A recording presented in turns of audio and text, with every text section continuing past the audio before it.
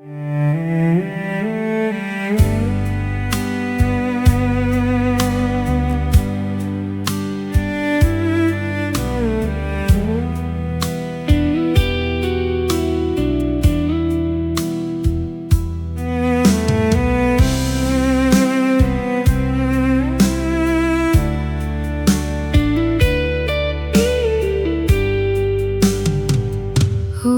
ងហើយថាបងប្រឹងរាល់ថ្ងៃស្រស់ចរណៃដើម្បី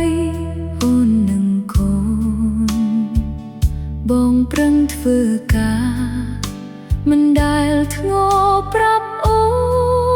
នធ្វើឲ្យចិត្តអូនអាណិតបងពេកក្រៃតាំងពីស្គាល់បងតែងឲ្យដំឡៃដឹងថាអូនជាស្ត្រីបងថ្នាក់បងធ្នមការងារស្រាលធ្ងន់មិនដែលរំលងបងលើបងធ្នមមិនឲ្យស្រីអន់ចិត្ត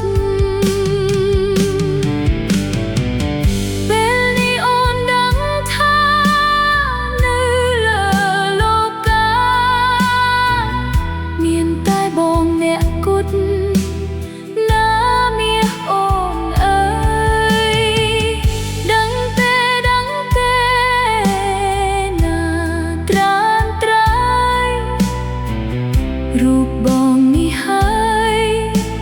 ក្នុងបេះដូងអូនបងជាកែវភ្នែក